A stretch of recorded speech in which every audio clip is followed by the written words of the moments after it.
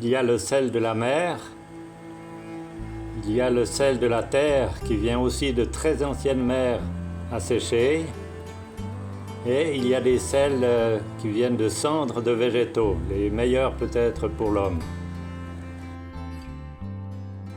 Au fond, derrière les arbres, il y a la mer.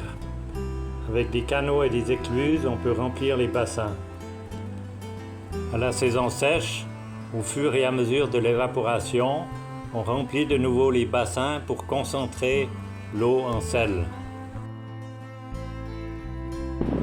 Lorsque la concentration devient très élevée, le sel cristallise.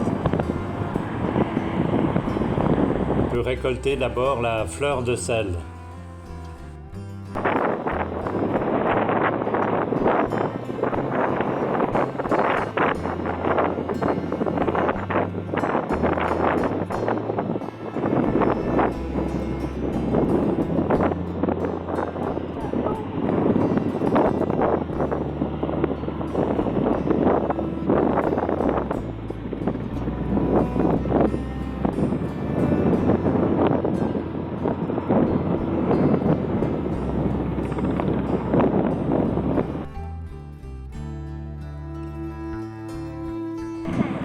On peut ensuite récolter le gros sel qui sera utilisé pour le salage des poissons ou de la viande, pour l'industrie, pour l'agriculture.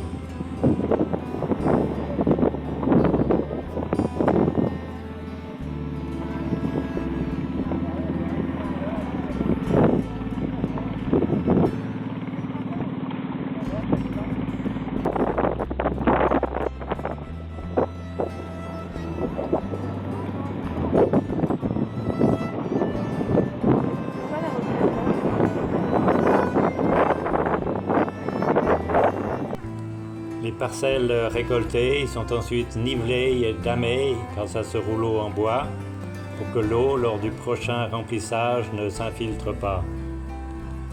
Voici la version moderne des rouleaux qui étaient autrefois tirés à dos d'homme.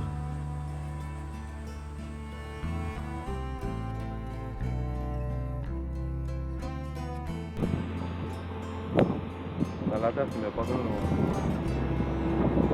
no buen poco.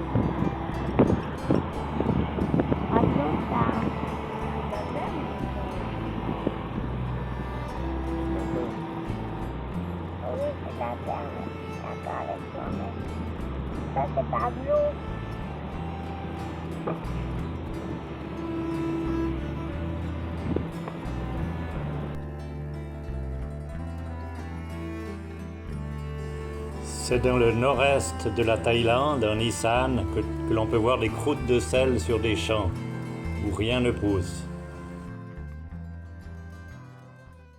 Peut-être pas le même sel. Mais papa, après, il est pas propre du coup le sel. Il était dans la terre. C'est naturel. T'as vu comment il sort bien blanc là?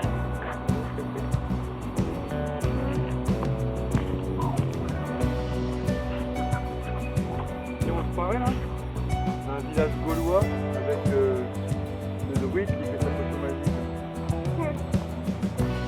Pourquoi? La marmite qui est en ébullition.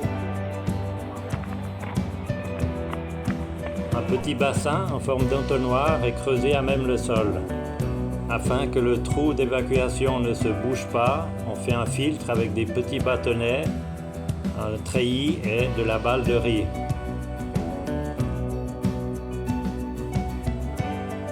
Puis on amène la terre mélangée de sel que l'on a récolté en surface de ces terrains salins. Le tout va être ensuite arrosé d'eau douce prise dans un étang voisin pour imbiber la terre et dissoudre le sel qui va être récolté dans les seaux à la sortie de l'entonnoir. Cette eau gorgée de sel va être ensuite chauffée jusqu'à ce que le sel cristallise.